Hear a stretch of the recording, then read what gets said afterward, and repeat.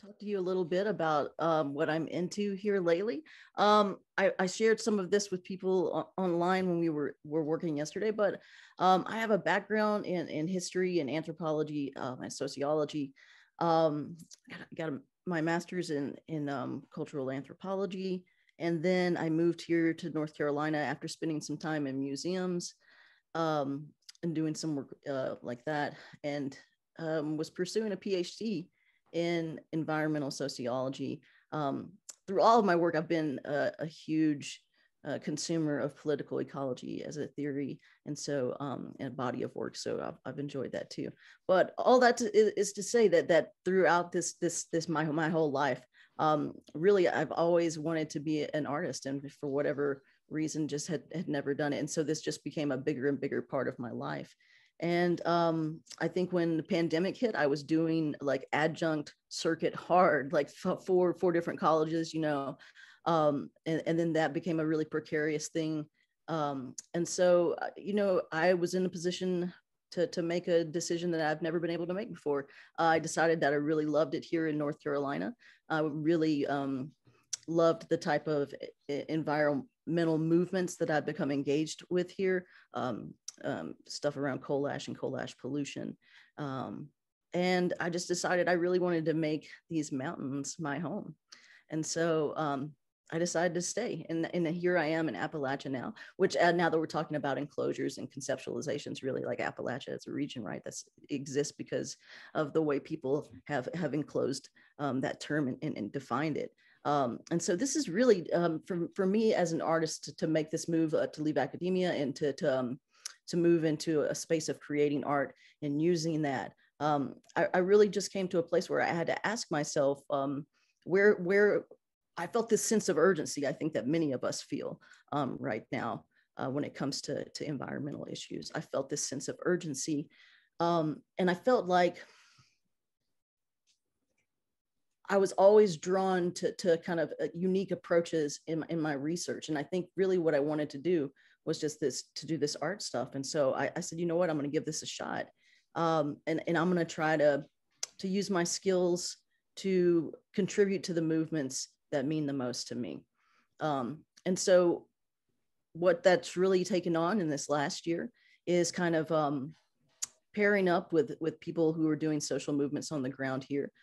So maybe it's a nonprofit that's working on water issues. Maybe I do some illustrations and stuff for them. Thinking about Skillshare and art as a way of building community here, especially for queer people. So I've been involved in kind of starting this queer co-creation of art space that we're trying to make bigger and bigger. And in that also having some Skillshares that kind of get back to some of the indigenous roots of this area, and really trying to honor how much of this area has always served as common land for foraging, for food, for all kinds of purposes.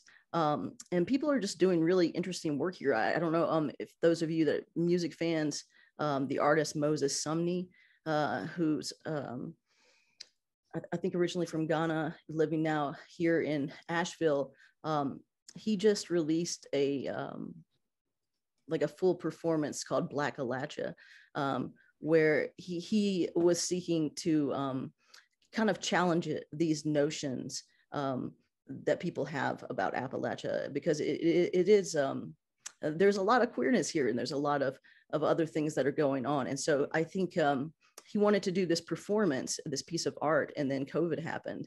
And then he said, you know what, I'm just gonna like think about performance in a different way. And maybe instead of these people that I wanted to perform to, these mountains and the birds and everything around me will be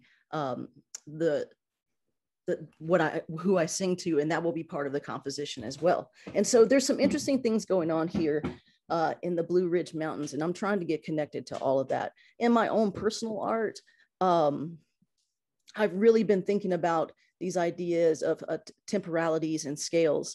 So, and in weird ecologies, of course, as well. So if you see my art, I'll do actually, can I do a screen share real quick? Is that possible? Yeah, should be able to. You should be able to. All right, good deal, good deal.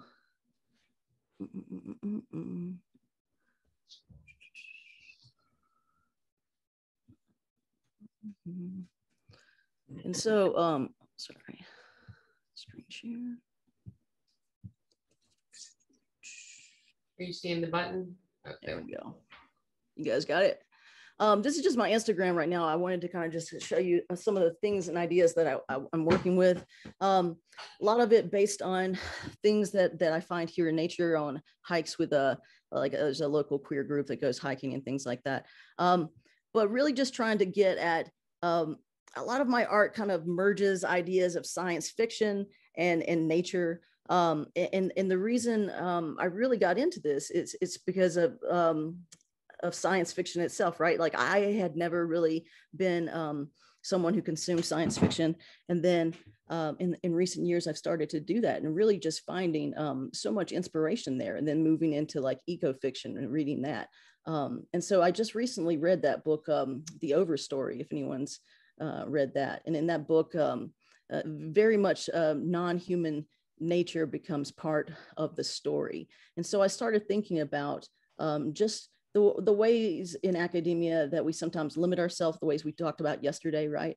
And so I think art and the creation of art, especially like this kind of weird ecology type art, I think it can really give people a way of thinking about really complex things. It's not that people can't understand like the science behind climate change, right? But we also know that when we sometimes present all of that data to people, there's a point that it becomes overwhelming, and then people feel paralyzed and or unable or to act. And so I think using art in this way, let me stop this share.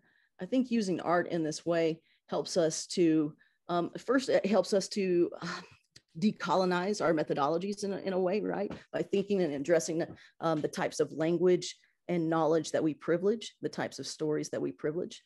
It gives us new ways of engaging with world building, right? If we're thinking about future natures, we got to have some way to imagine that. And I think visual arts and fiction give us the language to do some really imaginative things that can help put our ideals into practice. And so really where I am in life right now is just thinking a lot about materials and engaging with materials. I'll show you one last thing here. Engaging with material, Firestorm, our local bookstore. Let's see. Can you guys see the Lilies Project? Oh, that's the wrong one. Hold on. Screen share. There we go. So this is called the Lilies Project. This is an art project that kind of brings together some of these things that I'm talking about. Coal ash was a big thing here in North Carolina. I'm happy to talk to you at length about that sometimes, but there was a huge social movement on the ground after a coal ash spill in 2014. And it really became such a movement that it was one of the rare times that I've been engaged in something where we really saw a victory. We saw a massive victory where the state and the federal government came in and said, you know what, Duke Energy's got to clean up all of this coal ash mess that they've been trashing people's waterways with for years. And part of this movement was an artist. There's an artist named Caroline Armijo, and maybe she can join us sometime. She has some really wonderful things to say. But she lived in one of these contaminated communities and really started working to create art at the events that we were all having, and also to think about ways of getting people to engage with this topic. And so one of the things that she did, you can explore this, the liliesproject.org. There's a exhibit that just finished. Part of this exhibit is that they took encapsulated coal ash and made sculptures out of it. And so I think part of getting people to engage with art and engage with science is to pull some of these things in. And so other artists are doing this with maybe making sculptures out of ocean plastics and things like that. And so sometimes when you can bring a material element to it, I think it becomes a little more the pull of it, the visceral pull of it is greater. And so, yeah, I'm actually partnering with Carolyn right now, and a sound artist from Durham, North Carolina, who does amazing things like takes the yeast and different things and can like just, I don't know what she does. She's a sound artist, right? She does all kinds of things and it comes out as a beautiful composition. But she has wonderful ideas about taking bird songs and doing stuff with that. Also in taking like direct climate data and using that to input into the computer and then make soundscapes. There's all kinds of things here. It really is it's an area that's emerging, and I think it's something that can really contribute to conversations going forward. So yeah, that's what I'm involved in. And if any of you have any projects that you're involved in that you need an artist on board, I'm definitely game for that.